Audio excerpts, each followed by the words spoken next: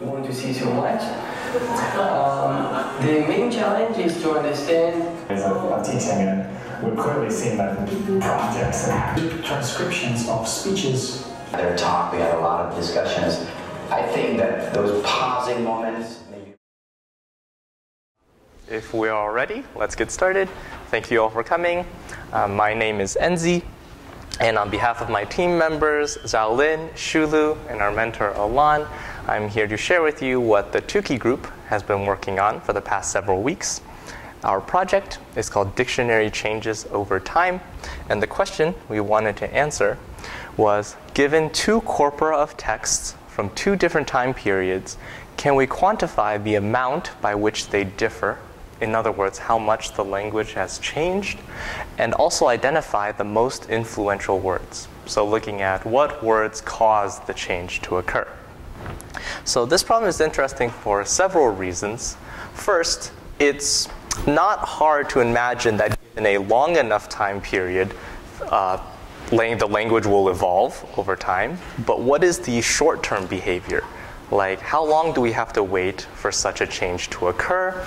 And then maybe like, what is the stationary behavior? Instead of absolute times, maybe we can just look at relative differences. A second reason this is interesting is that it could have applications in many fields like public policy, education, social media, etc. You know, some of the things that the other groups are working on. And so by analyzing the effect of the changes in the language, depending on the field, we can get really impactful results. And then thirdly, we also wanted to see if we could come up with a statistical method that could be formulated in the XYZ testing framework so that we could run many of these experiments in a painless manner. So as mentioned in the introductory video, our data set is working with congressional speeches from 1987 to 2016, which has been conveniently labeled to show the speech itself, the date that the speech occurred, and the party affiliation of the speaker, which will be useful in designing our experiments. And then by analyzing the features in the speeches, we hope to show how these ideas presented in Congress has changed over the time period that we're given there. Our approach is outlined as follows.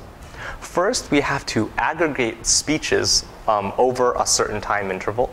The reason is because each speech itself is relatively short, and so if we are, say, counting words, we might not get a significant number of counts to have meaningful statistics. And by aggregating the speeches, we then get a set of units for pairwise comparisons. And then next, as I mentioned just now, we count the features. So there are two types of features that we look at. The first, perhaps most intuitively, is words. So using TF-IDF, we identified a list of notable words in our data set of all the speeches. And by going through and finding which words are important, we can try to categorize and do our statistical tests. And then another thing we looked at was topics. For that, we used a technique called non-negative matrix factorization, which is a common technique used for topic modeling in extracting, like, given a set of words, like what topic does it belong to? Say, healthcare, the environment, the judiciary branch, etc. Once we have these features, whether it's words or topics, we can then compute some statistics to run some tests and analyze whether a change has occurred.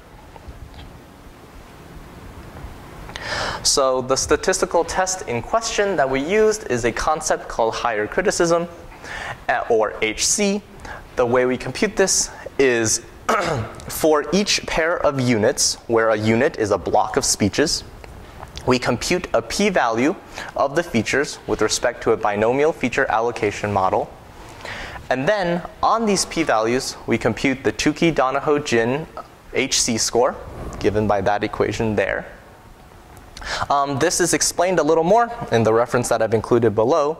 But briefly, the reason the HC score is something we wanted to look at is that the HC score is capable of given a large number of hypotheses that we want to test, only a few of which are false, it is very good at picking out the sensitive features among a large group of uninteresting features. And so, by calculating the HC score, one of the things we can do is we can identify features whose p-values fall below the HC threshold. We then deem those as important features causing a change. So, given the large data set at our disposal, our project was particularly well suited for the XYZ testing framework. These are some of our parameters. So the first thing I mentioned was speech aggregation within a period of time. So we tested it with 6 and 12 months. An example of what this would look like is, say we took all the speeches from 1987, January to June, and just clumped them all into one large speech. And we might compare that unit with another unit consisting of speeches from, say, 1997, July to December. So those would be like the two units for comparisons. Since we have, 30 years of speeches, or like 250 months, this already creates a lot of pairwise units that we could compare. Within each unit, we also filtered by party affiliation. So these speeches, come from Democrats, Republicans, Libertarians, everyone.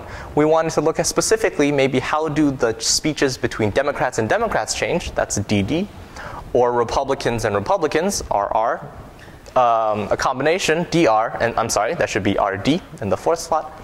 The label NN was just a proxy label for take all the speeches without the party affiliation. So just look at all of them, don't filter by any specific party. So that was another parameter, is how much we want to filter. Our third parameter was the feature that we wanted to look at. So for example, using TF-IDF, we could look at, among the 1,464 words, which ones are more important. We could also look at 25 topics, 50 topics, or 75 topics. And that comprised our feature parameters. So then when you put all this together, what you end up with is a large number of experiments, perfect for parallel computing on the cloud. So in terms of what resource requirements that we needed, so I mentioned we have about 250 months. You can imagine then this can be grouped into clusters of 6 or 12, and then pairwise comparisons among that. It's like a combination. And then when you consider that there are 5 parties that we're filtering and like 5 sets of features roughly that we're working with, it comes out to approximately 25,000 jobs. So notably, we found out very quickly that Elastic Cluster only lets you submit 3,000 jobs at one time. So, and then also we realized, since we were coding in Python, we needed to make some certain optimizations. So we did all that. We improved our texting framework. In the end, we submitted 410 jobs using ClusterJob to Google, and they were very generous to provide us with 96 CPU cores to do our computations on, which we are very grateful for. And we note that while comparing 2 units is a relatively simple task, the high volume of unit comparisons that we needed is what makes this problem so suitable for parallel computation in the cloud on like 96 cores, because we need a lot of CPUs to power to enable to get through all the jobs. So now we will just show some initial results that we got to give a sample of what can be done with this technique. So here, in this plot, we have plotted the HC score on the y-axis for a single unit, here March 2010, as a function of time, which is on the x-axis. So the red line, the vertical line, indicates the unit, indicates the time, March 2010, and we compare it with groups of speeches in 6-month intervals before, so everything before March 2010 and stuff after it. In each comparison, we compute an HC score, which tells the difference, which categorizes the amount of change, where a smaller HC score indicates less change. So intuitively, what should we expect to see? We should expect to see that the minimum in the HC score occurs at the time that we query, because, well, if we're exactly on that time interval, then there should be no change because it's identical. And then as we get further and further away from the time that we're querying, then we would expect that the HC score will increase. And so when you look at this plot, that is indeed what we see. The minimum occurs near March 2010, and it increases as we get further and further away. So this graph was really promising because it acts as a sanity check that, okay, HC does seem to reveal something about the changes that are occurring over time. But also, this would be kind of cumbersome to have to do this for every single time unit. The graph would look absolutely crazy. So we also wanted to look at what the stationary behavior would be. In other words, instead of looking at an absolute time, let's look at the relative time. So just relatively, as a function of where you're querying and the time difference, how does the HC score behave? That is this orange line in terms of this plot. So in the vicinity of where we're querying, how does it behave? So we did that. We looked at each time interval.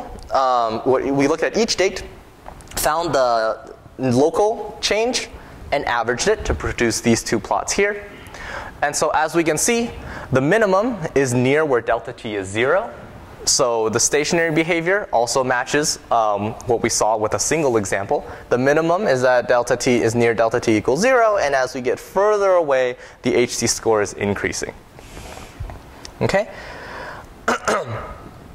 It is interesting to note that the HC score seems to continue to increase, even though we're like 60 months away, so approximately 5 years. So what this could indicate is that maybe the HC is too sensitive for the type of analysis that was performed here. Something that we could consider looking at is maybe shortening the intervals of comparison. So instead of 6-month blocks, because a lot can happen in 6 months, maybe look at like 3 months or even shorter, 2 months. But, however, it still seems to pick up the general trend. I should also mention that this line has been smoothed. So it has been smooth, so that's why it's not as bumpy as the previous one. And this helps elucidate the general trend. And as I mentioned, it's a good sanity check, so it allows us to perform further feature analysis. One of the things we could look at, I mentioned topics was one of the features that we had. So we can look at which topics were important within parties. So on the left, I have Democrats, and on the right, I have speeches by within the Republican Party. So if we just focus, on the Democratic data for a minute. So on the bottom x-axis, I have the years of the units. For each year, vertically, I have plotted the 3 most important topics. So it's like, given a year, what topics distinguished it most from the other years? It is shaded by importance, so the most important one has the darkest shade. And so when we look at this trend, we see that, initially, it seems like topic number 3 within the Democratic Party, topic number 3, I believe, corresponds to healthcare. Within the Democratic Party, it seems to signal a change. So this could suggest that over the years, Democrats sort of fluctuated back and forth on how much they wanted to talk about this. Some years it appeared a lot, some years it didn't appear too much, and it just kept signaling a change. When we do the same comparison, when we make the same plot for the Republican Party, we see that another topic seems to stand out. Topic 5, which is on the issue of trade and foreign exports. And so by doing this analysis, we can see, that within these different parties, there are different topics signaling that a change has occurred. And so this could help establish a baseline for just how much variation we expect to see within the parties themselves. Okay, we haven't even gotten to like Democrats versus Republican speeches yet. But, of course, that's what we're going to get to next. So, we compared within parties, now let's compare between parties. So we also looked at the topics between Democratic speeches and Republican speeches. So on the left here is a histogram where the 5 topics are on the x-axis, and on the y-axis is frequency. Since we were counting topics, we just plotted the counts. So this is for between these two parties during the specific time period of the Clinton Congresses, so during the Clinton administration. And we also did the same for the sessions that occurred in the Obama administration. So, do you mind just clarifying what do you mean by a distinguishing topic, and what does it mean frequency of the topic? Yes. Okay, sure. So what we did with was we first generated a list of, say, 25 topics. Then for each speech, we went and matched it to a single topic. We found like this speech seems to most be on the subject of taxes or healthcare or something. And then within a unit, we counted the frequency of these topics. So a unit might have like 20 speeches on this, on topic A, and 30 speeches on topic B. And so this is how we're sort of aggregating all the counts of the topics. Does that help answer your question? Topic 0 is both important under Clinton and Obama.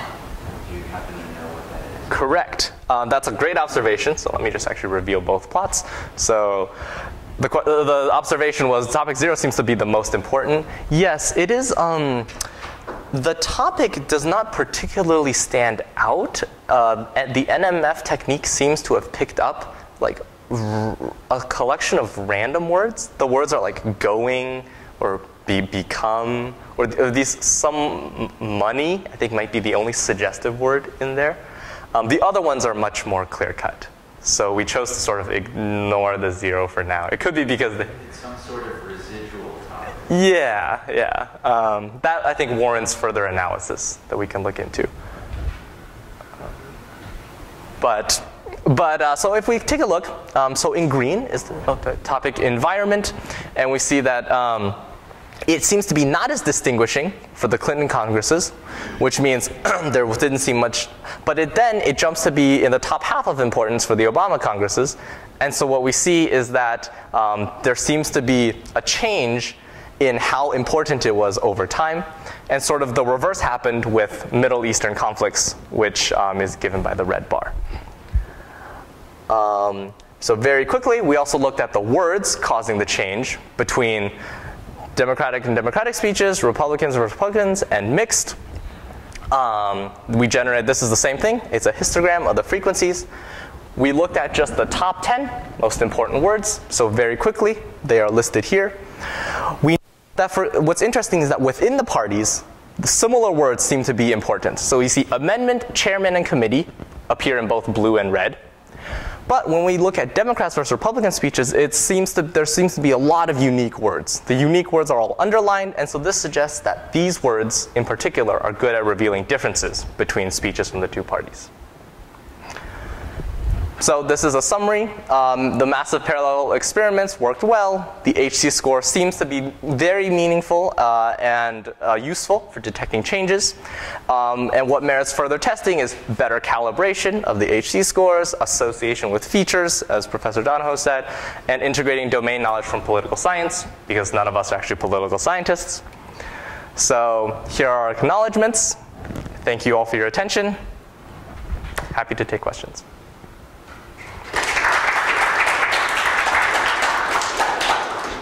Can you explain to me, if I think of this as an ambitious computation, can you explain to me what is ambitious about what you did, and what are the ideas you used to avoid unnecessary computations?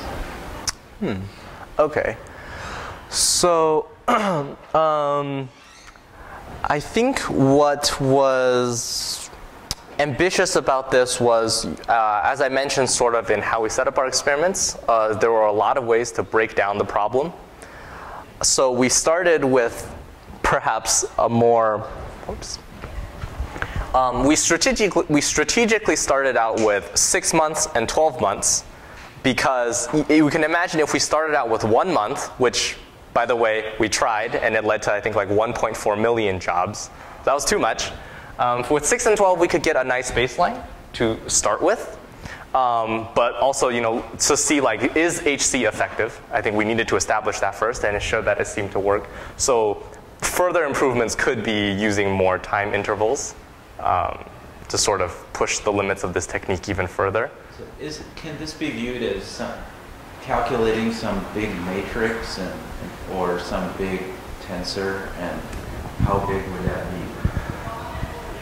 Yeah, I think so. I think it would be as big as the, it would have as many elements as the number of jobs we submitted, or I guess as the number of comparisons that there would be, where the element would be an HC score, and the dimensions would be party affiliation, time interval, features that we're looking at. I suspect it would be in the millions, because we tried submitting a job with 1 million.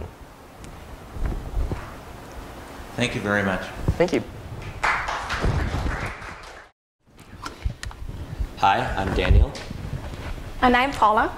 And on behalf of our teammates, Puya and Pablo, and our advisor, Vardan, we are presenting our project Using Twitter data, and to also learn some meaningful structure within the data. The poll data came from the Huffington Post and included about 1,900 polls. The about 3 million tweets came from 538.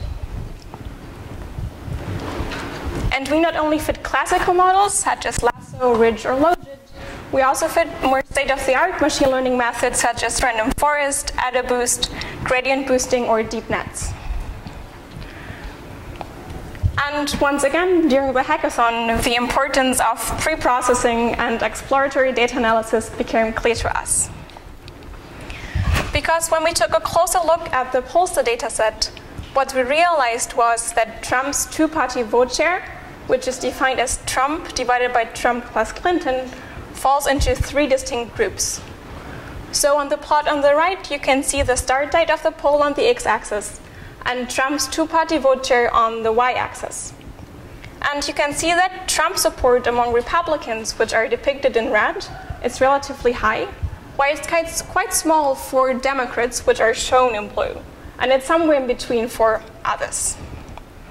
So the goal is to predict Trump's two-party vote share using Twitter data, and therefore we also pre-processed the Twitter data. And we did so by filtering out non-English tweets, by removing accounts with no followers, by removing accounts with an unknown category. And we then took a random sample of 100,000 rows from the Twitter database and weighted it with a log of the number of followers. And this is because our hypothesis was that the influence of statements made online scales approximately logarithmically with the log of the number of followers. And on the right, you can see a word cloud of the Twitter data, and you can see that words such as news or Trump are mentioned relatively often. So for combining the Twitter and the pollster data, what we did is, for each tweet, we found all polls whose midpoint is between 0 to 7 days after the publish date, and then just randomly assigned it to just one. And then for each poll, we separated the assigned tweets into groups of 10. And within our training data set, there was about a median of 20 tweets per poll. And we split our data in 80% train and 20% test. So the plot on the right summarizes how we combined the Twitter and the pollster data. And it shows a timeline. And the dashed line indicates the 2016 election. So you can see that there are multiple polls leading up to the election, and the closer you are to the election, there are more polls, and these polls can also overlap. So for example, for a specific poll, what we did is to take the trolled tweets from the previous week to predict the results of the current poll. And we ran a couple of different methods, but each of our methods was compared to a baseline. So our baseline was just the within group average. So this plot shows the poll index on the x-axis and Trump's two-party vote share on the y-axis. And you can see the within group average in red. So this is going to be our baseline, which we're going to use to compare all our subsequent models to. For fitting lasso, ridge, and logit, we used a documenter matrix, and we pruned the vocabulary by removing stop words, URLs, and hashtags. We also explored some transformizations to normalize the documenter matrix, and explored using n-grams instead of words, and we even explored topic modeling, but it wasn't giving us any useful results. We then fit one model, so one of lasso, ridge, and logit, for each of the 3 different subgroups, and then combined them to calculate a final mean squared error. However, overall, lasso, ridge, and logit did as good as the baseline, which was the within group average. We also fit tree-based models, and again, we filtrated the text by removing stop words, URLs, and hashtags. But we also conducted sentiment analysis using TextBlob. And we tried running random forest, decision tree bagging, AdaBoost, and gradient boosting. And as features, we used the voting group, so this means Democrats, Republicans, or others, the number of participants, the sentiment polarity from TextBlob, as well as the mid-date and the poll duration period. And we tried fitting it with and without the sentiment polarity and the mid-date to see how this compares. Out of all these methods, or the tree-based methods we tried, random forest performed best. So this slide summarizes the results from the random forest. And on the table on the left, you can see the mean squared error and the R-squared. For the linear regression, our mean-based method, which is just the within group average, and for random forest, using the mid-date and the sentiment, using the mid-date only and using the sentiment only. So you can see that the linear regression does quite poorly and gets an R-squared of about 0.125. However, the mean-based method itself does very well and already achieves an R-squared of 0.97 with an MSE of 0.002. However, using the mid-date and the sentiment does very well and achieves a mean squared error of 0.002 and an R-squared of 0.997. May I ask, so are these cross-validated R-squareds or SEs, or is this just on an example data set? I don't think... The MSEs and R-squareds in this table are from the test set. So trained on the 80% and then tested on the 20, but we didn't do a cross-validation. Okay. So in addition to classic statistical methods, we also trained various deep learning models, including an LSTM with attention, a recursive neural network, and a 1D convolutional neural network. Again, we used the processed Twitter data, and noticing the importance of which voting group, we actually also assigned the voting group as input to the model. We got a mean squared error on the test set of around 0.002, which was basically the baseline for our deep learning models. The one thing we did notice was that our deep learning models were clearly able to really overfit our training set, but unfortunately we're unable to generalize beyond that. And so on the right, you see a figure for the polls that were assigned to Democrats. On the x-axis is the date of the poll, and on the y-axis is the percent Trump vote, the two-party share. And for Republicans, a similar story, and again for independents as well. You see an overfitting in the train set, but unfortunately an inability to generalize. So the summary of the results are basically that Lasso, Ridge, Logit, and the various deep learning models all did about as good as just guessing the mean. And Random Forest did slightly better than the baseline, but it's important to note that it used different input data. It used a sentiment data and midpoint of the poll. So the key takeaways from this is that A, this is a very complicated task with possibly a very low signal. And B, that using distilled representations of the Twitter data certainly helped with the training.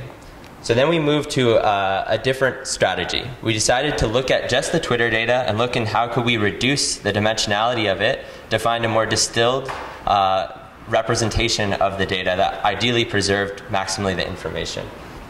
To do this, we looked into seek-to-seek autoencoder models. So a seek-to-seek autoencoder model is a linear a deep learning dimensionality reduction model where you first train an encoder LSTM that takes as input a tweet It then outputs a latent representation of that tweet to the decoder LSTM. The decoder LSTM then tries to output the exact same tweet, and we train on a cross entropy loss. So we trained this seek-to-seek model with over 1 million tweets on a GPU cluster for 2.5 days, and then took the latent representations for our tweets and looked at and tried to visualize these results to see if it gave meaningful information. Shown here is a PCA plot of 30,000 tweets from both a test and train set after training an LSTM with a hidden dimension size of 16 for 250 epochs on 100,000 tweets. And the colors are the account category assigned to each tweet. These account categories were part of the original data set that we got from 538, and they're assigned to the account poster. So the accounts are commercial, fearmonger, hashtag gamer, left troll, newsfeed, non-English, right troll, and unknown. And this is assigned to the account that posted the tweet, and then we've colored the tweets by the account poster. This is a plot with PCA, the same data now plotted in Tisney, and we could see that our dimensionality reduction seemed at least to be picking up some sort of trend in structure in the tweets. And so in conclusion, and where we think the future directions of this work are, is that Twitter data has a lot of noise, and proper pre-processing and distilling of this information is necessary for any task involving it. Additionally, there is clearly structure in the Russian troll tweets in both the language and the network of the poster. So on the right, you see a visualization done by a subsequent article by 538, where they looked at each node here is an account, and the edges are defined by whether or not there was a mention between accounts. So if an account A had a mention of account B, there would be an edge connecting those two. And then again, the color is by account category. So we saw both in the language that there is structure in the tweets, and additionally within the account users there is also structure as published by 538. So we believe that any successful method for predicting polling data needs to account for both this noise in the language and the structure in the tweets in order to have a successful model. That's the end.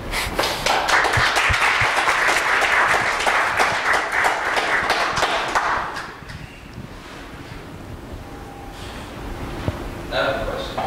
How much money did you burn on this? I was able to burn a little over $600. Thank you. The question beforehand.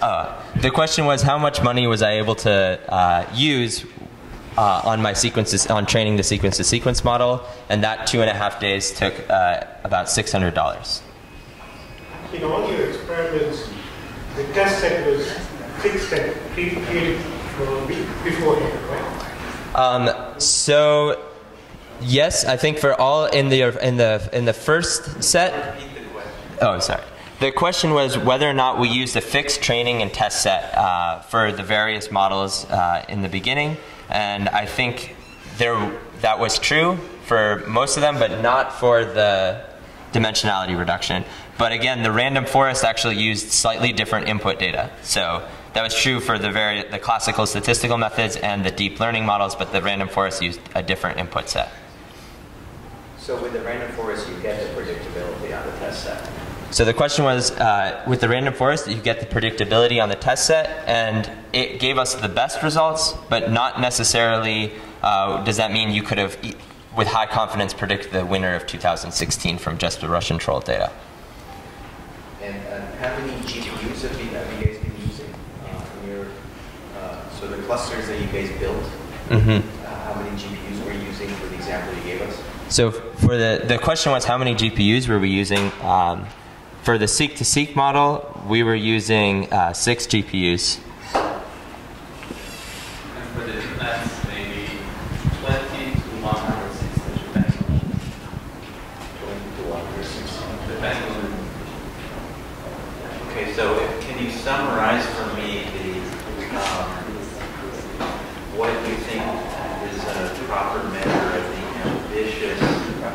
scale of your computations? So the question was, can you summarize what a measure of the ambitiousness of our computations were? I think the most ambitious computational task we did was the dimensionality reduction over the Twitter data. And in fact, these visualizations, again, are on 100,000 tweets, trained on 100,000 tweets, which is 1/30th of the amount of data we had available.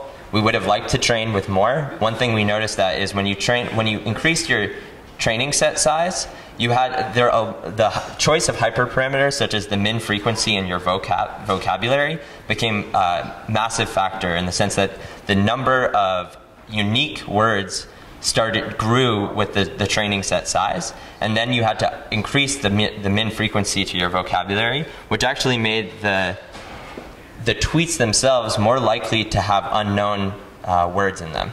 And so this is something that we started to realize when we started to train with more data. In fact, it made our training worse and made the visualizations worse because the vocabulary, each tweet would have more words that were unknown in the vocabulary. So I think when you increase the computational size, it isn't just as simple as do you have the resources, but new questions arise in terms of your hyperparameter choices.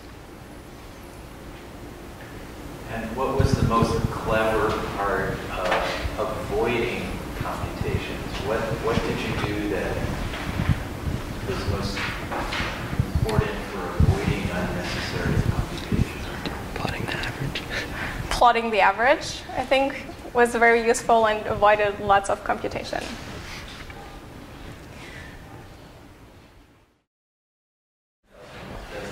Okay. So hello, we are Purcell Group. So my name is Isan, and there is my group mate Gabe, Jamie, and Raymond. So our topic today is auto deep learning MRI hyperparameter searching for neural proximal gradient descent. So, as you may know, MRI scan require patient to remain for a long time. That may take up to 16 minutes, which is a harsh requirement for pediatric patients. However, for the solution we can bring up is for shorter MRI, which is faster but generates lower resolution image, and then we enhance the performance of the low resolution image with state-of-the-art deep learning neural network. However, it brought up another challenge that deep learning algorithm will introduce a large amount of hyperparameter, which is very hard to optimize and to choose. So there comes our savior, the cluster job and the elastic cluster, which we do painless distributed hyperparameter search. But before we get to the interesting part, let me review some of our theory background. So this is our model where we solve high dimension X star in this ill pose problem, and Y is the observed low dimensional image, and V is some error we introduced. And here we assume X star lies in some low dimensional manifold. We use least square to solve this equation and use regularizor phi parameterized by W there. Then we tackle this problem using the proximal gradient descent, which lies the equation there, which is the update step for the proximal gradient descent. And for our given regularization phi, we need to compute the proximal operator.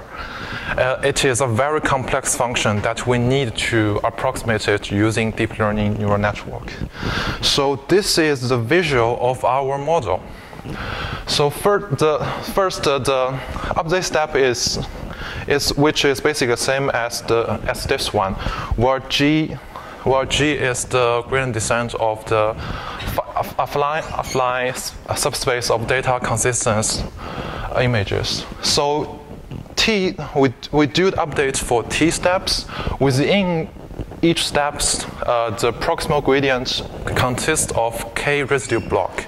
Each block has K nodes, has H nodes, which is the three main parameters we are using during within the model. Here here is one workflow of a single parameter in our experiment. So we use parameter set, test set, and train set, and validation. We send it to the main MPGD function, which could separate the iterations among the GPUs we use in the computational node, where if the T is very large, we will easily encounter out-of-memory issues. So we need to smartly adjust the number of GPU we use on each computational node.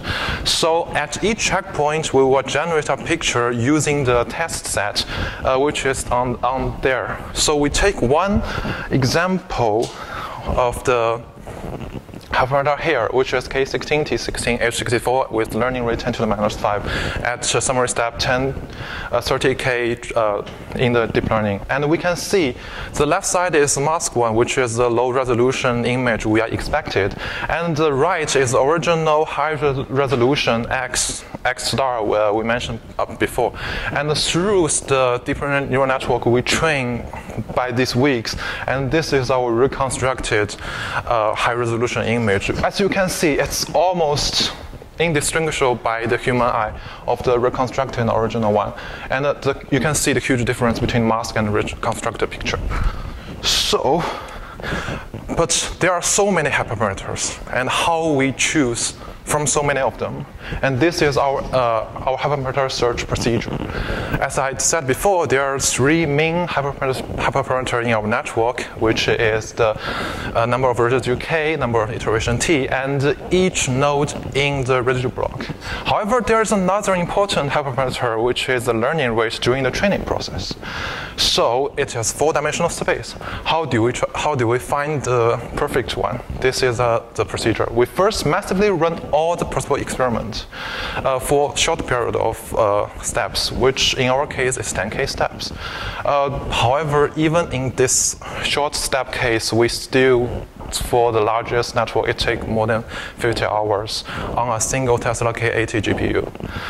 Then we find the best learning rate in each cases, and then we're using a technique called successful half, that we choose the half with better subset of hyperparameter and run longer summary step. And we do it again until we reach the amount that we can run all the remaining subsets for a long time, and until we run it until convergence. So this is basically how we choose hyperparameters. And we need some justification of how we can do these steps.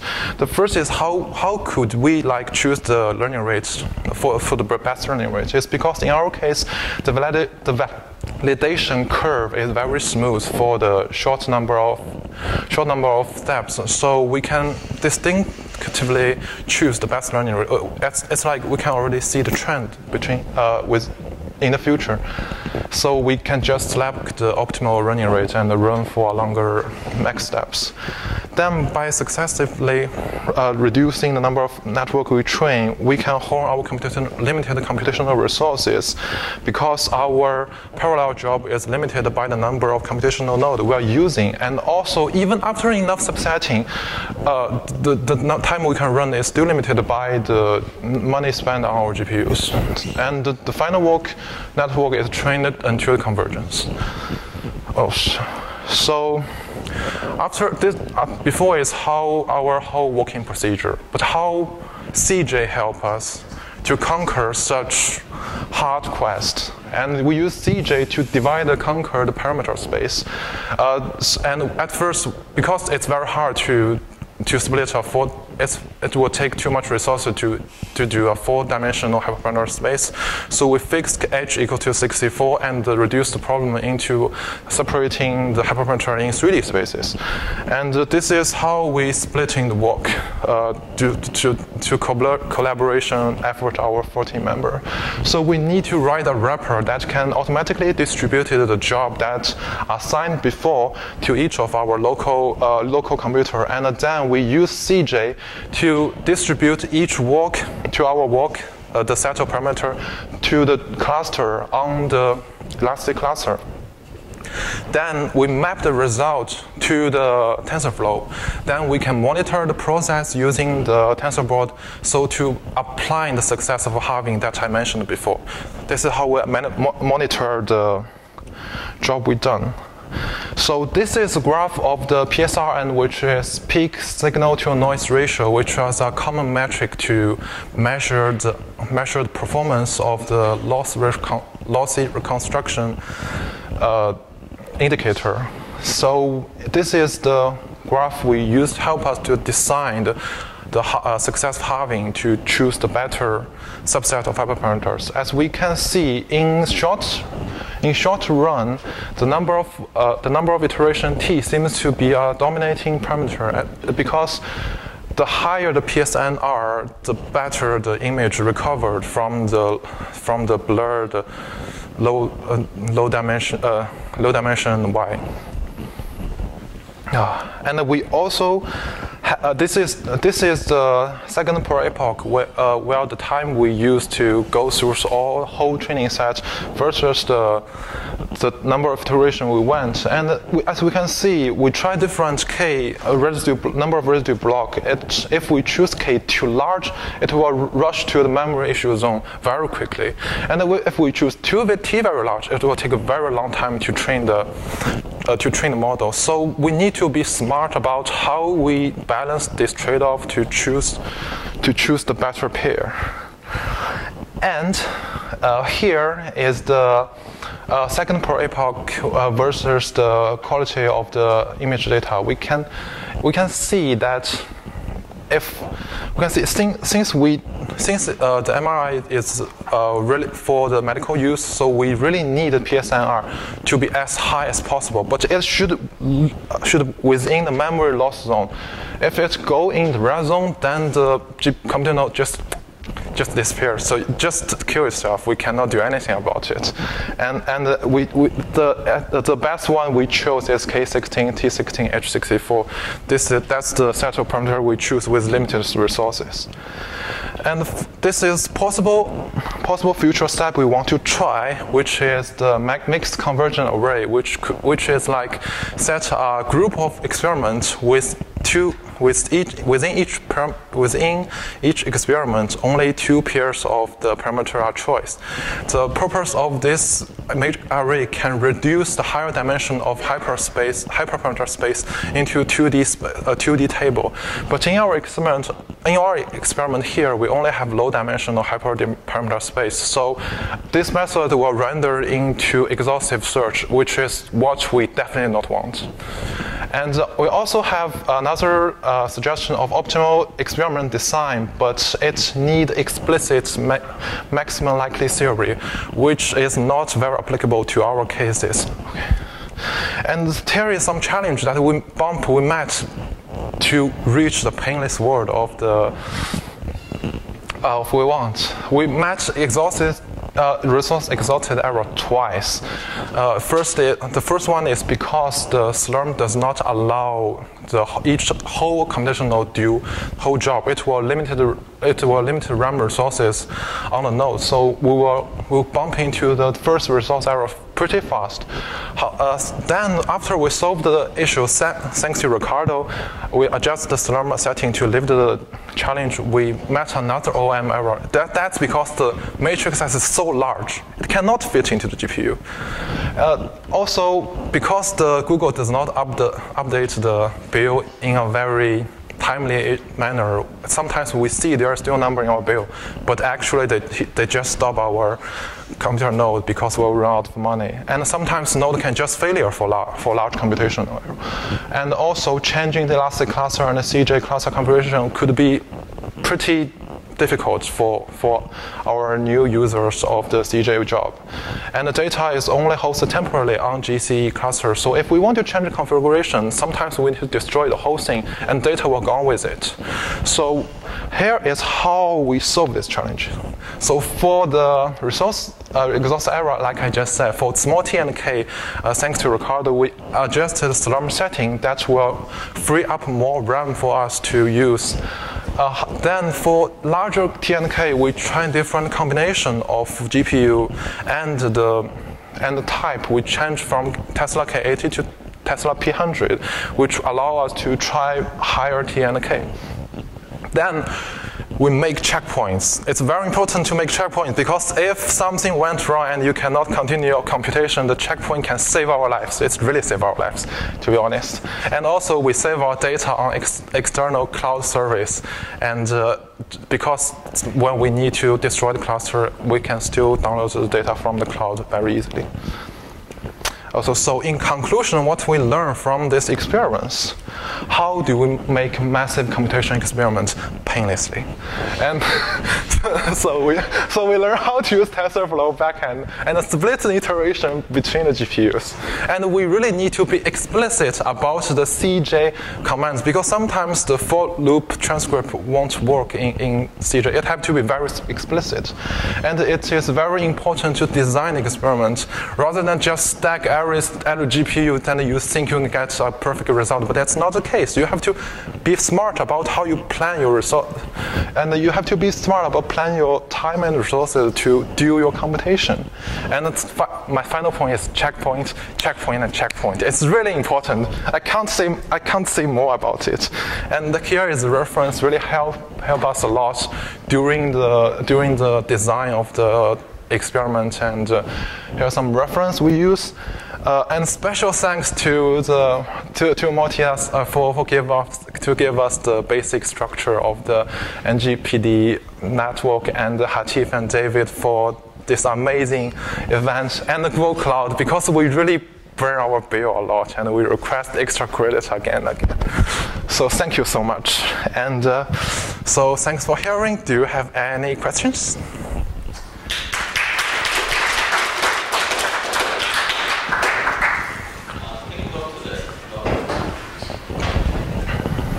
My question is about the plot that you showed with 1616. I was wondering what are the other points? Sure. Yeah, so the points on the left and at the bottom. Oh, sure. Because this plot is made by Ramon, but I can give you a basic idea of it. So each point is a group of hyperparameters, as I introduced. As you can see, this one is also have a very high MSNR. But as I mentioned, we're using this for medical purpose in imaginary scenario.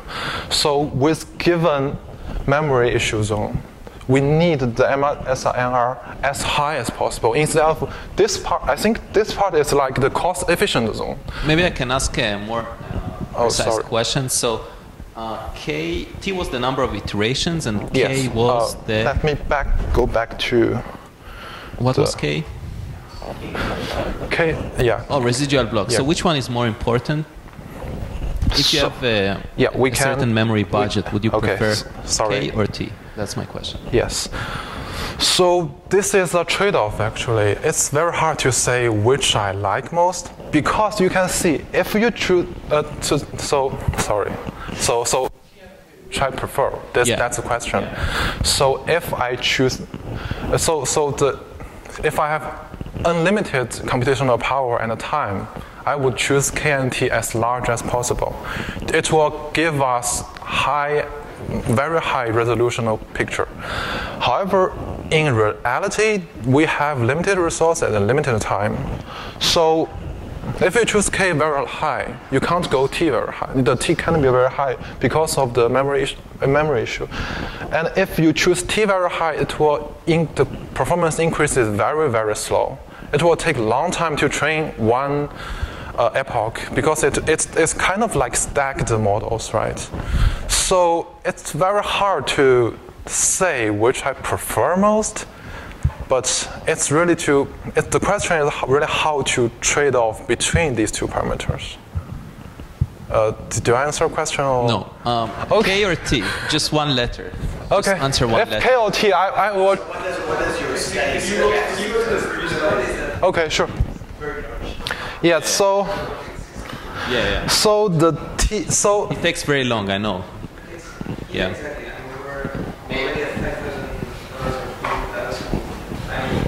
If we wanted to get the large keys better, because you prefer Oh, sorry.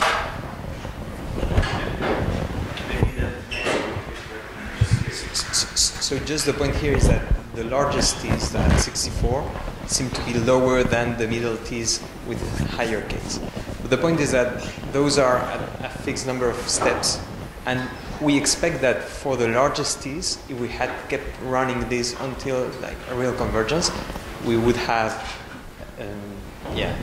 gotten better results than middle T's.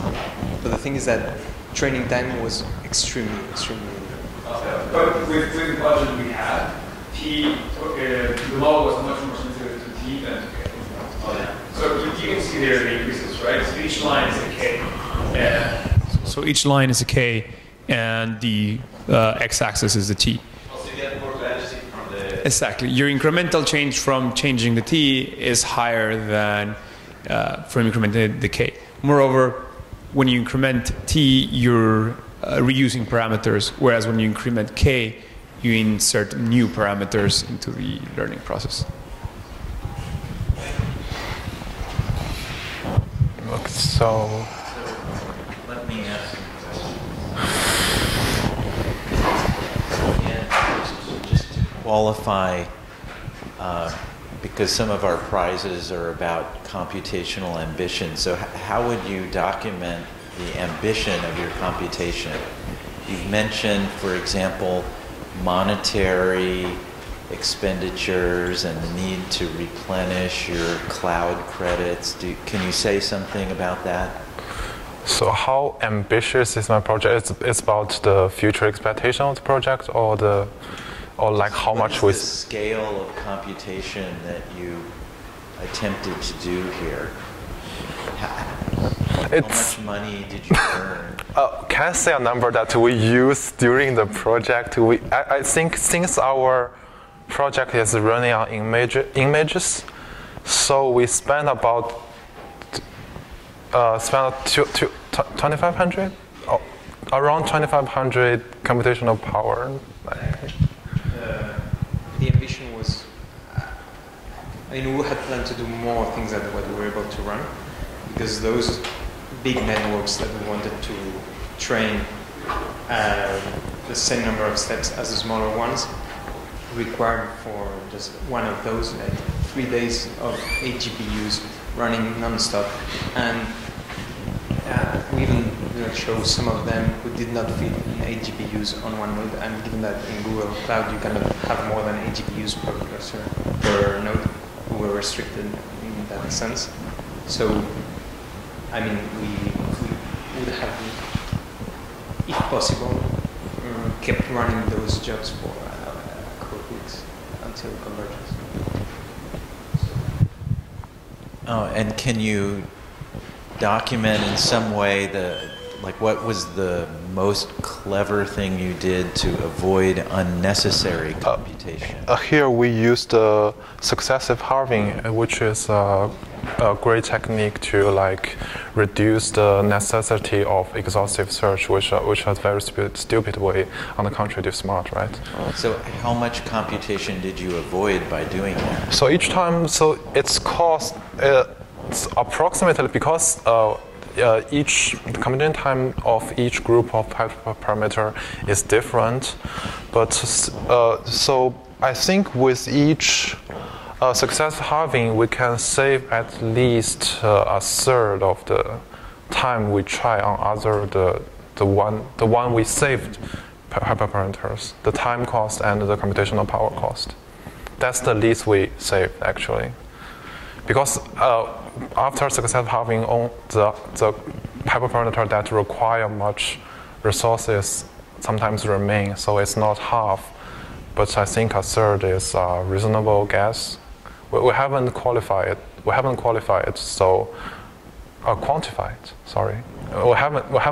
it, so we can't give you a very specific number, just some rough guess about how much we can save. Thank you.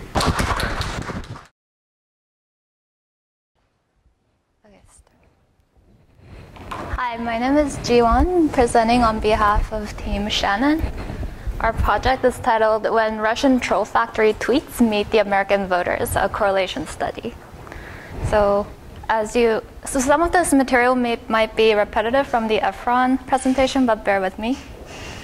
So we know that there have been claims that Russian Twitter bots influenced the outcome of the 2016 presidential election. We seek to test this hypothesis using a data-driven process. We posed a question, are the Russian troll tweets correlated with the election poll results? This problem is difficult because it boils down to mapping the artificial world of troll tweets to the real world of election results. The artificial world is very noisy and tough to extract meaningful information from. And the real world is tough to analyze in its own way because it's full of confounding variables that come from real life. On a high level, our data-driven process looks like a closed loop. We start by understanding the data and defining our problem. Then we prepare the train and test sets, design the model, and train.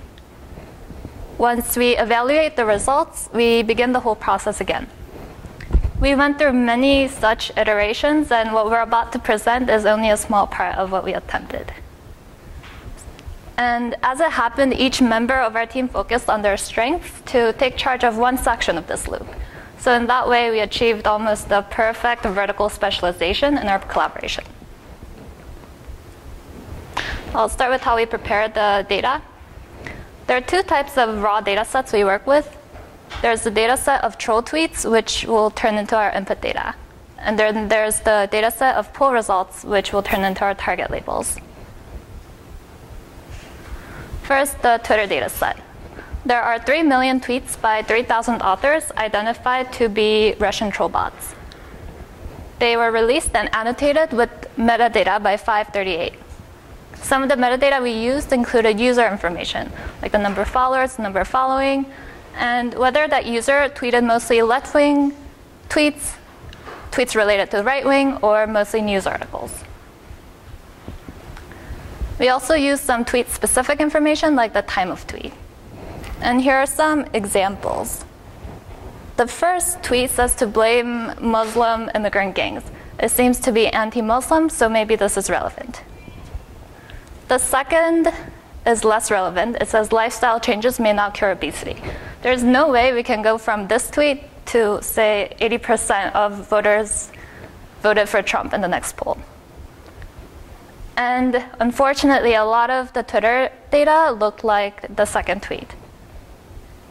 So the Twitter data set overall was very noisy and needed aggressive pre-processing. So denoising the tweets was in order. There are two types of noise that we wanted to remove. There's the syntactic noise, like articles and prepositions that don't carry much meaning. Rare words were also removed because the embedding model that we used were likely not to have been exposed to those words to embed them in a meaningful way. The syntactic garbage is easier to remove and identify with something like regex. The second type of garbage, though, is content related, and this is tougher to remove. Because we don't know a priori what kind of information is useful and has predictive power, we start with some guesses. So we remove tweets from authors with 0 followers. So the guess here is that these tweets never reached anyone's newsfeed and were shots in the dark. We also only kept users that were annotated by 538 as left, right, or news related.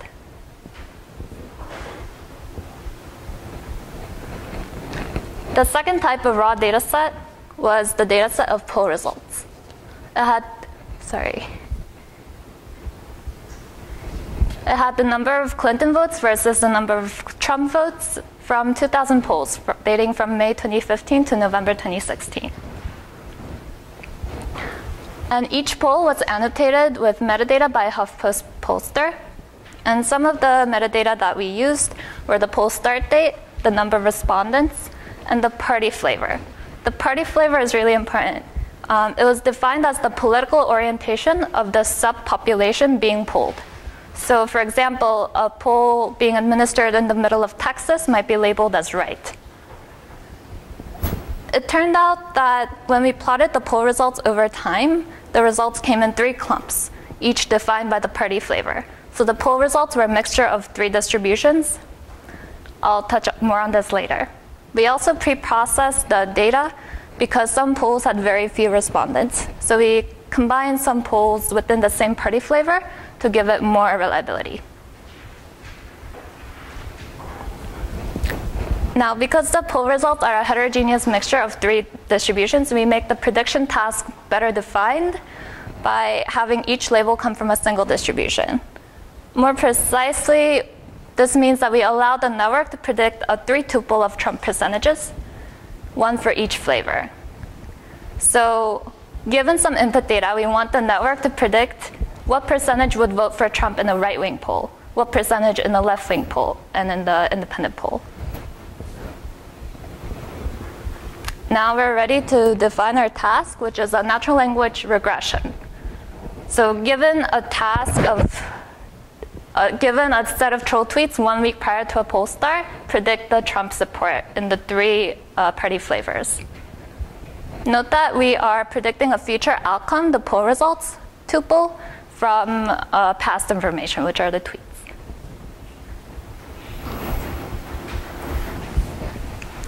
But this framework, as it is missing one thing, which is the time, a confounding variable. Obviously, voter taste evolves with time, and the results for each party flavor are strongly correlated with time. We can see that in the plot, the Trump percentage increases over time in the middle and right-wing polls, and decreases over time in the left-wing poll. We don't want the network to base their predictions simply on time, because this is a metadata that we know already and that we're feeding to the network. We wanted to base their predictions mostly on the tweets, the content of the tweets. So we define our baseline as a time fit of the Trump percentages for each flavor. Since this is just a time fit, this is computed without looking at the tweets. And beating this baseline means the network found additional predictive power in the tweets and didn't just fit to the metadata. There's one more detail I'll breeze through. So once we have a set of tweets corresponding to a poll result, we divide them into 5 chunks. And this carried the benefit of creating more training examples for a given poll result, and also preventing vanishing gradients for recurrent neural networks. In general, the longer the sequence, the longer the gradients must persist throughout the sequence, so shorter sequences are better. Finally, the data looked like this. The input consisted of the concatenated tweets plus the metadata about the tweets as well as the poll. And the target labeled is a 3-tuple of Trump percentages for each flavor. Now on to modeling and training. This is what our network architecture looked like. So we embed the tweets using a glove model trained on Twitter data. And the embedded tweets were passed through a recurrent neural network, and that's the orange is the output. The tweets are sequential, whereas the metadata is time static, so we assign a separate network, a fully connected network, to process the metadata, and the output is green over there. We concatenate the output from the 2 networks and pass them through a fully connected classifier, and with 3 output nodes. Each of the nodes undergoes a sigmoid layer, and then we have the 3-tuple prediction of the Trump percentages in each party flavor. I won't go into detail about this. This slide is just meant to show you what hyperparameters govern our modeling space, and I just want you to see how many there are. And the same for our optimizer. Right. So now we're ready to run our experiments. We have defined the hyperparameter space, and we can now run our massive computing painlessly. We ran 1440 experiments, which meant submitting 1440 jobs on 8 Tesla K80 GPUs on Google Cloud. We also submitted some on Sherlock. Emphasis on the painless part. The experiments yielded a multi-dimensional results array. with 1440 elements. And obviously, we don't want to look at each of them by eye. So we automated the analysis process so that it could just call the result array and give us the best performing model given some metric. So this was a one-click painless process. Here are the test results of our best performing model. So on the left are the losses that were evaluated during training. It just shows that the network was able to learn something and generalize it to some extent. And the right shows the losses of our model for the 3 party flavors in blue. The black are the losses of our baseline. And the red lines indicate the standard deviation in losses across 5 train test splits. We see that the standard deviation is higher for the neural net. And this is expected because the neural net takes as input the tweets, which tend to be noisier. Could you please explain the loss measure? Yeah, so the loss that we ended up using was the MSC loss, the L2 loss between the prediction and the labels. And the total loss that we have in blue is the average of the left, mid, and right.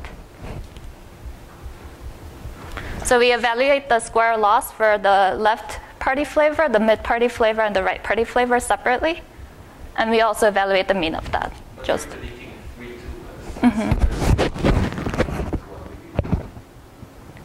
We are. I just said that you're predicting 3 tuples, so the loss would be the average over, I guess, Trump, or the 3 different curves, right? Mm-hmm. So it's not a single number, so it's not comparable to the previous presentation. If we average the loss, then it is comparable to what you did. Because these are 3 separate polls. Or Clinton, Trump, and did you normalize it to be 1? Yeah, it's Trump divided by Trump. Okay. So we did normalize it to be. So when you say, can you explain the baseline? Like, can you, for example, explain to me that what's happening there? When you say baseline in neural net. Right. So the baseline, going back to this slide, is a simple time fit over. So a simple time fit. So given time, what is the Trump percentage? So the baseline model just looks at the time and tells you what is it like. What are the percentages like? So that's the average. It's not. Fitted line that you're. Yes, it's the fitted line. Yeah. It's slightly better.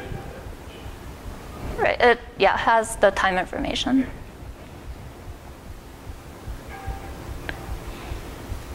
Does the right plot make more sense? Yes. Okay. Time to draw conclusions. First conclusion is that data science is hard. The input data is very noisy, and it's hard to tell what kind of information is worth keeping and has predictive power. But our team checked off all the items in our to-do list multiple times. We explored and pre-processed the data thoroughly, posed a well-defined problem, implemented state-of-the-art NLP models, and ran massive experiments. We also automated the analysis of results. And from our analysis, we don't find a strong correlation between the troll tweets and the poll results. But there's one more takeaway, which is that our collaboration really shone through the whole process. Our workflow was seamless, and we drew from one another's expertise. But this is a team repo with 61 commits and 9 branches. Is this open source? Yeah. Unless you don't want it to be. No, that's good. And yeah, we had our Slack channel too. Yep, that's all I have. Any questions?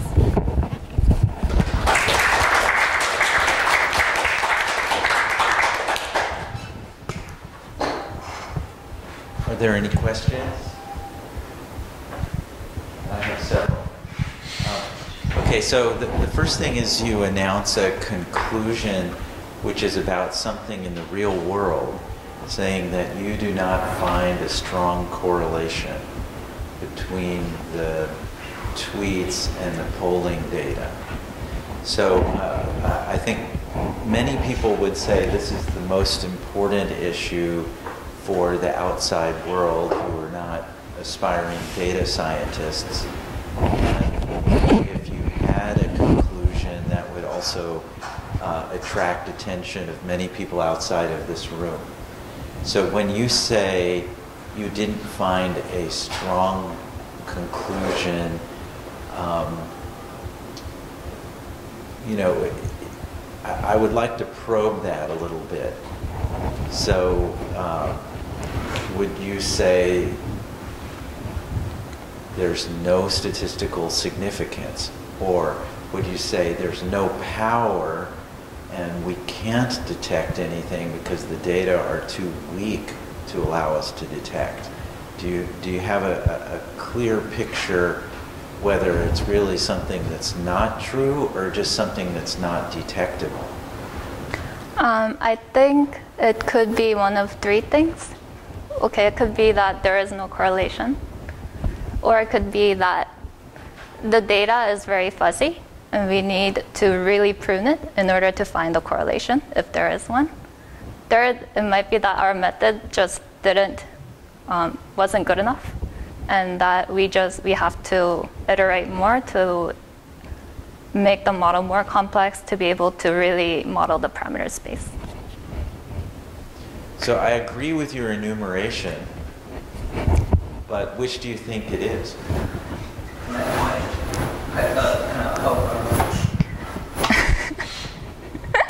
Thanks. So regarding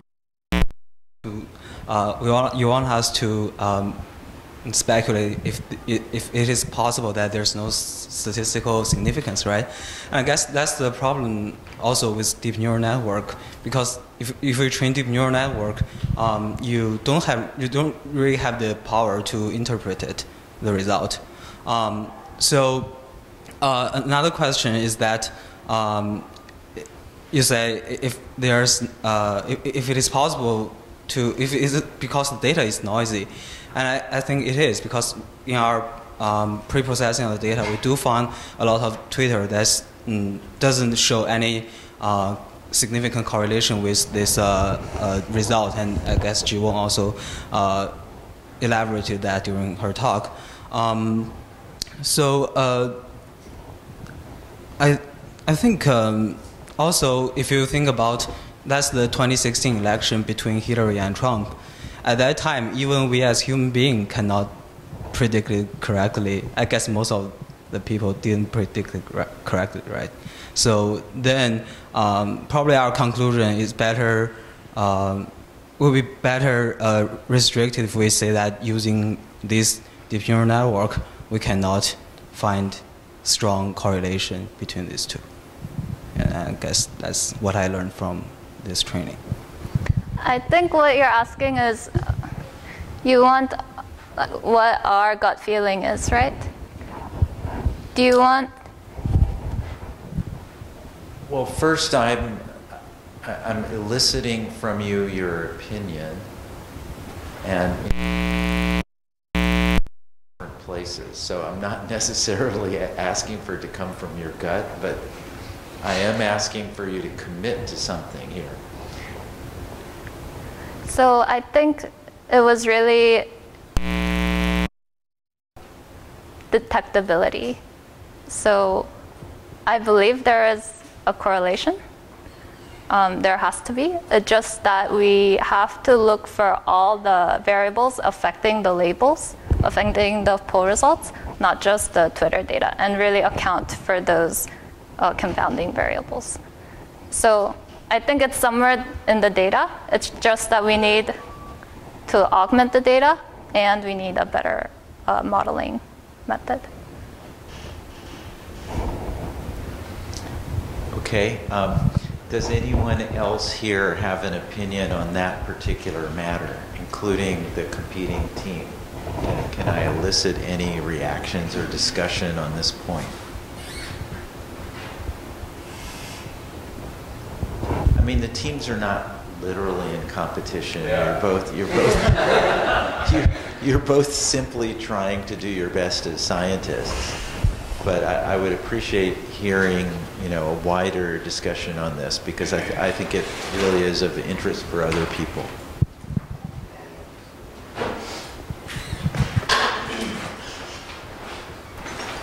I guess this is a question and a response. You might have said this, but how much data did you guys did you use all 3 million tweets when? We didn't use all 3 million tweets. We got rid of users that weren't labeled as left, right, or news related. Right, I guess, sorry. And then with the remaining, after you did your pre-processing, you used all that was left? Right. Okay, no, so I guess from our perspective, I don't think we could have made a conclusion, partly because I don't think we had time to look at all of the data that was relevant. And I agree with what you were saying, that I think there probably is correlation between the tweets and the polls. I think that more likely or not, the generation of the tweets was quite intelligent. But I think from our analysis or from our 2-day hackathon, it's too early for us to say whether there is or whether there isn't. I don't think we can make that conclusion at this point. So I guess that's my take for my team. Well, then I'll ask both of these teams the following: if you thought about really resolving this and writing an article about your experiences, and set a time limit of a week extra on this, do you think it's worth spending a week extra? And what would you do during that week?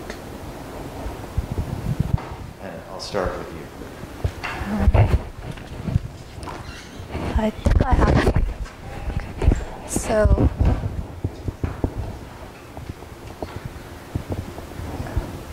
I don't think a week will be enough. So I'm actually questioning the data set. By saying that we need to account for all the confounding variables, I meant that we can't really find the mapping between the troll tweets to the pollster results. The pollster results are too scant, and they're affected by other things that happen in the real world. And the troll tweets are only a part of the whole Russian interference. So given that data collection and pre-processing takes a long time, I don't think a week will be enough. If we were forced to write something out in a week, then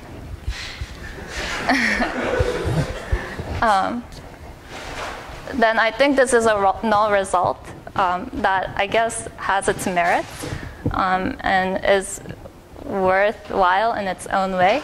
But I don't think it'll be interesting. Well, when you say you think it's a null result, I mean, to actually announce that you can't reject the null hypothesis, you actually have to do something that would be a respectable test of the null hypothesis. And what would you do in that week that could lead to a test of the null hypothesis? So by saying that, we're just giving up on the new data collection, right? We're just working on training better models. I would say so. I would say you say, what have we got here? What can we do with what we have? Right. I would use some form of semi-supervised learning. So kind of like the autoencoder that they trained that does its own feature engineering and dimensionality reduction. I would first try to make the models more interpretable by being able to probe its dimensions. So some form of autoregressive models where we can sample the results, and some form of like autoencoders would be the first things we try. So more interpretable deep learning models. And how would that actually give a test of the null hypothesis? I mean, would there, in the traditional sense of a statistical test, or you're just thinking the absence of any convincing story is enough to say that you're accepting the null? Well, even with the current results, we can devise some kind of statistical result, right? We could get the correlation between the troll tweets and the prediction based on the troll tweets and the real poll result, right? But the problem with that is the models are not interpretable, and we're just taking those predictions at face value. So in order to make the story more convincing, we need to be able to visualize actually what the deep learning models are doing. Okay, so I'll just drill down a little bit. I understand that it was, you know, the difference in the election was less than 100,000 votes out of 120 million cast, or some number like that, right? So it doesn't have to be that you can see, you know, a 3% difference in voter behavior driven by something. You're not looking for 3%. You're looking for a fraction of a percent, maybe even 0.1% or less. So is it that you think there isn't any resolvable 0.1% difference in response, or is it that you think you're just disappointed in the signal that you were looking for? You were hoping for a several percent response.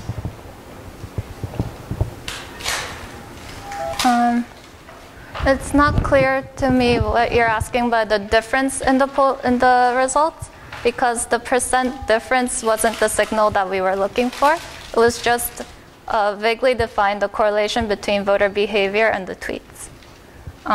So we weren't actually targeting like a concrete percentage number. If you're asking for our opinion, then it's really that, yeah, we were looking for a higher signal than we could find. Okay, so same question for this team. Can you repeat it again? Well, I think I started out saying if you had a week, yeah, sure, what would you be doing? And if you think, is it just no because it's not as charismatically strong as you wanted, or it's really too small to have influenced 100,000 votes? Right. So for the first question, if we had another week, I think we would do what we were doing at the end, which was training our seek-to-seek model on all the remaining Twitter tweets, in addition to doing more hyperparameter tuning for it, because that was something we noticed that as we trained with more data, it became harder to get meaningful results. So that would be our first step, and then something we would like to do is use that latent representation of those tweets in the models for the prediction of the pollster data. In terms of when would we know if we had a null result or a result that showed correlation, I think we haven't. I think that is a longer discussion. I think if using this latent representation, we were able to actually predict the polls with some level of confidence on the test set, maybe then we could start to say, oh yeah, there's a correlation between the tweets and the polls. But I think then, yeah, I think we would then have to start asking, when do we stop? Yeah, I'm not sure. Like when would we, if we're not getting that result, but we've tried this seek-to-seek model and we've tried a bunch of different architectures, when would we know there isn't a correlation? I'm not sure. I think another thing maybe to bring into the discussion is the lack of Twitter data from the general population at the time. And I think that might be a really helpful data set that could help answer that question of if the Russian Twitter data actually had an effect on the populace or not. I think having the general populace Twitter data would be helpful maybe in addressing that question. Also the random forest, don't forget the random forest. It seems to be working. It might. it might have been working. I don't know. And another thing one could maybe try is to look more into like causal inference to answer the question whether it actually had an effect. For example, I'm not sure if that data exists, but one could maybe use some instrumental variable strategy and try to look if there is data on maybe the IP address, so we could get the location of the person who sent out the tweet, and then use like access to, like, for example, the internet or Wi-Fi network within Russia to then use this one as an instrumental variable. And even if the R squared is not great, we could then still say something about whether it did have an effect or maybe it didn't. Thank you. Are there any other questions or comments? Nar seems to have something he wants to add. I mean, I think because you asked this question about, what are of the three do you have a preference for one of them? Let's take the issue of detectability, for example, right? I mean, I would think that if you had more time, we can actually think of what data set do we know? Forget Twitter tweets and so on. What data set that we know today that has reasonable chance of affecting poll numbers? And if you think that way, people will say, well, news coverage is one of them, right? So what one could do is to forget about the tweets, start with the news headlines you had instead of the tweets, and does this even have any? You can use the news headlines as input rather than the tweets to see if it shows an effect on the polls. Now, if it does, or at least you see some semblance of an effect, then you at least have a reasonable chance of at least thinking correctly along the lines of those tweets may have an effect. I think that those are the kinds of things that I think would be more evidence towards even talking about this as a sort of a prediction problem.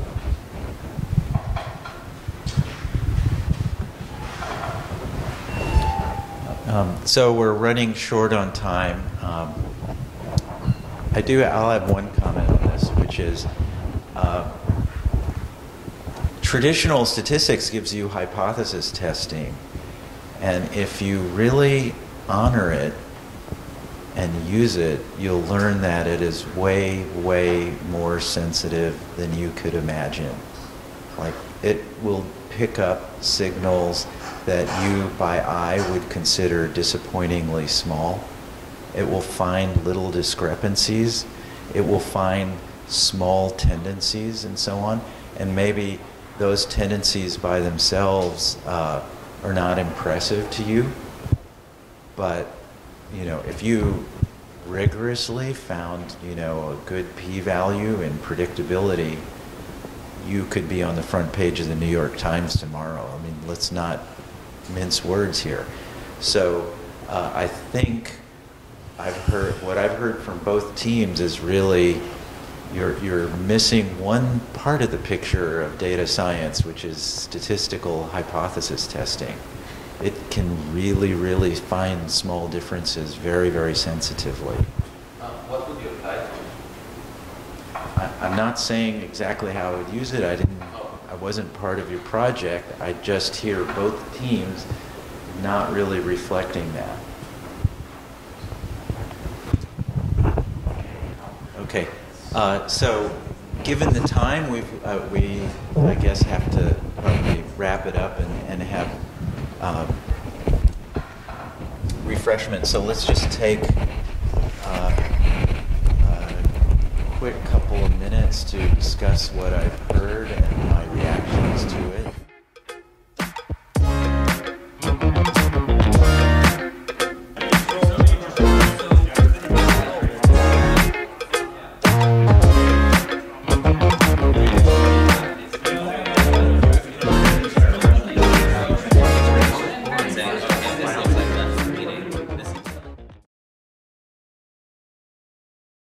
Well known, I guess, in the outside world outside of statistics teaching anyway, that projects are the way to go and it's better than the lecture method.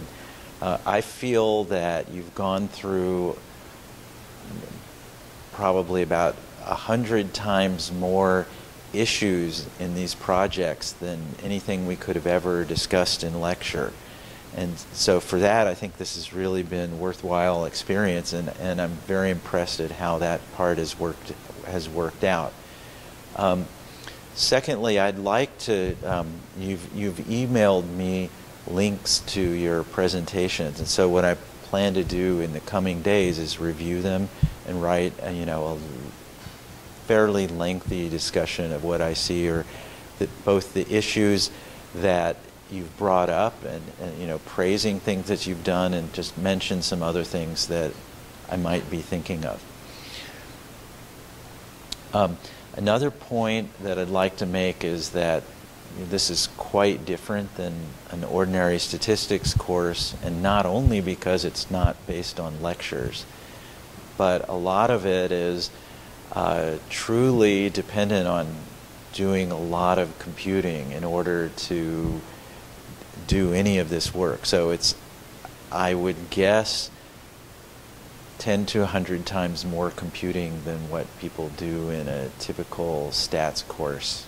I don't have a metric to really judge that by rigorously, but I think you should all recognize that you've gone pretty far in the direction of data science, whatever that turns out to be. It's a contested definition at this point. Whatever it turns out to be, you've really been doing it. I think that the projects that you've done were well conceived by the mentors, and I think the execution has been excellent actually in every case. If I look at these as research endeavors, so there were two of the projects designed more specifically in a way connected to the immediate research interest of the mentors. So those were the projects having to do with language change and the neural proximal gradient. And because of that, they were almost guaranteed to be successful to produce useful research outputs. And I think they did achieve that. The project having to do with the Russian trolls, which two of the teams worked on, was more iffy because we really don't know yet anyway really the full story about what's in the data, and it's just overwhelming to take a new data set that's as various in all the considerations and kind of get to a result. So you had a totally overwhelming project. Both of the two teams that have worked on this, it's really staggering the amount of work that's required on that project. So I announced some prizes that we would be giving, and one thing I think is that maybe the teams didn't explicitly design their presentations around showing their qualifications for the prize, which makes it a little complicated to judge these things. So, I'm a little bit flummoxed in that, but I think I have to make some announcements right now. So I think that the right way to do this is sort of a Solomonic decision where everybody's going to get some kind of prize, but for different reasons. My impression in this is that the best team awards are going to be two. They're going to be going to each of the Russian troll teams. I really appreciated all the work that both of them did because of the limitations of the time in a hackathon and just the staggering amount of work required. Each of them got a lot of results, very suggestive, and did a great piece of work within the time that they had. In terms of most ambitious computation, I just think in terms of brute power, definitely the neural proximal gradient seemed to be both able to document all the things that they had done and document the fact that they were pushing up against limits that were imposed in the project, and so it was sort of just more crystal clear. In terms of avoiding computation, I think definitely the team associated with language change, I think, came up with ways of looking at the data. For example, going across using stationarity assumptions and other things that reduce their data down to a manageable level. And so they definitely used more cleverness to avoid computation. In terms of oral presentations, I actually think, again, that it's a tie, but definitely the two oral presentations by the teams that did Russian Twitter data were, I think, very effective in every case. So, judgment of Solomon, but in any event, that's how it came out for me. I will send you some suggestions of what I think might go beyond these projects, although I recognize that life is short and you all have things to go on to. I do see in the Twitter data the possibility of getting some charismatic results, but I think it would probably have to use rigorous traditional statistics. Okay, so congratulations to everybody for a fantastic work effort and what I think has been a great educational experience.